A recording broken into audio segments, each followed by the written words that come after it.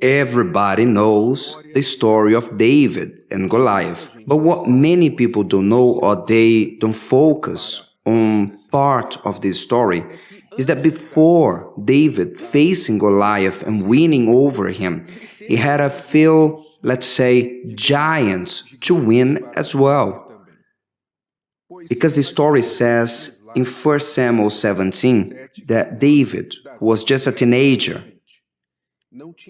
was not old enough to be in the army. When he goes down to the valley where his brothers were, along with the army of Israel, there, ready for war with the Philistines and listening every day Goliath coming out of the army lines of the Philistines and to shout cursing words, mockery towards the army of Israel. If there is a man who is man enough to face me, so come now and face me, and whoever wins will serve the one who loses. And when David went down to bring food to his brothers who were in the army, the first thing that his brothers told him was, "What are you doing here? What is that you came to do down here? You are an eavesdropper. You for sure came here to know about the news. You came to deal with what you have nothing to do with," which meant that David was put to the side by the brothers as the young one. And the story suggests that he could have been son of a different mother than his brothers. So probably he was left aside, was just a shepherd. And when he arrived there and understood what was happening in regards to the challenge of Goliath, his brothers were the first to tell him, "Get out of here, kid. Who do you think you are? Go back home." Which means not even to say thanks for the food that he came to bring. They said, but they went straight to fight him. Very well. But was not only that. When David heard Goliath challenging the army of the living God, he took to himself the insult. How come? Is there anybody here seeing what this man is doing? Nobody sees the insult, the threat that this man is doing, not against us, but against the living God.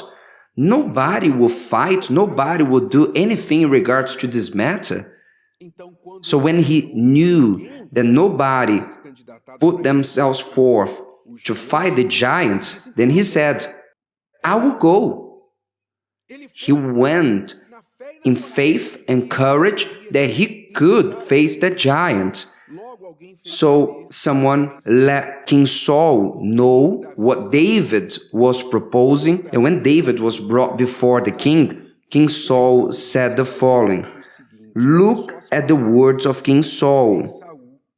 To the only man," we couldn't call him a man, just a youth, but much more of a man than many men in the army. Look what King Saul said to David, the only one who proposed to fight the Goliath. "You are not able to go against this Philistine to fight with him, for you are a youth, and he a man of war from his youth." In other words, you cannot do that, David. It's too much for you. You're not going to be able to. So he already heard from the brothers that he was the eavesdropper, just a kid who should not be there. And now the king of Israel come to tell him, you cannot do it. But the secret of David was that he did not allow none of these objectors. Look, he had objectors. Before facing Goliath, he had to overcome these objectors. Before winning over Goliath, he did not allow none of these objectors without an answer. To the brothers, he said, "Is there not a cause for me to be here? Is there not a cause for me to come out and face this? Isn't this something small that every man of Israel should care about it? So he gave an answer in the same level to his brothers. He did not allow the criticism, the attack, without an answer.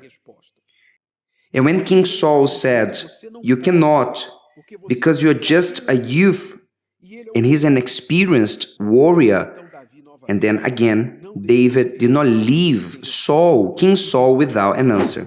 Then he said, "My king, your servant killed a lion, a bear. The Lord was with me, and as he was with me to kill the bear and the lion, he will be with me to kill this Philistine, because he's affronting the army of the living God." So he did not leave Saul without an answer, neither his brothers who criticized him.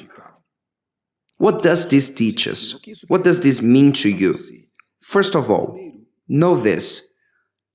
Beyond the outside enemies, most probably you're going to face the enemies inside. Before facing Goliath, he had to face the attitude of the brothers towards him, the judgment of the brothers thinking that he just wanted to show off, that he was a eavesdropper, he was just a snooper. Anyway, we will always face those looks, judgmental looks, that are coming from people that is next to us, people that should encourage us, but they will throw stones, they will put us down, they will tell us that we cannot, that we should not, and it's too much for us, that we don't have experience enough, we don't have age enough, we don't have money enough, we have intelligence enough, we don't have the capacity. Anyway, there will always be someone to tell you that it's not possible for you. Who do you think you are? David faced that, but because he faced that, he overcame this initial problem, and then he could win over Goliath. There are many people wanting to win the Goliaths out there, but who never won over themselves.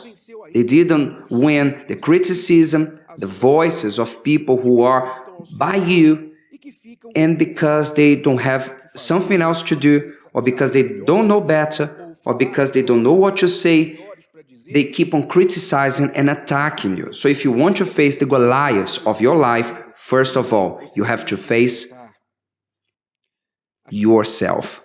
You have to face your fears, your doubts, and you have to win the voices of people who always desire to see your defeat and belittle your capacity. They'll never believe in you, because humans are like that. You're not going to change that.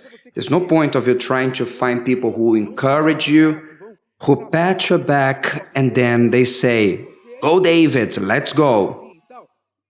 If you have people like that, great. Lift up your hands to God and say thanks and treat these people well. But if you don't have, don't stay in the illusion that you're going to find people along the way. So you have to win, you have to separate. You cannot allow these voices without an answer within your head. David gave an answer in the same level. He gave an answer in the same level to King Saul, and he went forward. He went to war. He went to face the Goliath. There'll always be someone who tells you, you cannot do it. As Saul told David, you will not be able to go against him. There'll always be someone like that. So if this is a fact, you have to develop reasons, answers, why you can. And why you can. Why David thought that he could. Not because he was thinking that he was the man, that he was capable of. He was certain that he could, because of the God who he served. He served the Lord of hosts, who Goliath had threatened. This was his trust, was not on his own arms, on his slingshot, on his ability. His trust was in his God. So, do you have this relationship with God? Do you have this trust, this spirit of dependence on such a way that you will have this covenant with God, that you have the assurance that when you go to the field to face the Goliath, it doesn't matter the size of him, this God will give you the stone, will direct that stone, will direct your hand, and will make that stone to go like is guided towards the head of the Goliath. This is what you need to focus on. Don't be worried about what people are saying. Be connected to the God who make out of your Goliath to go down to the ground. Did you like this? Would you like to hear it again? Listen to it as many times as you need until this content becomes part of you. Don't forget to leave your like, comment, and share. See you next time.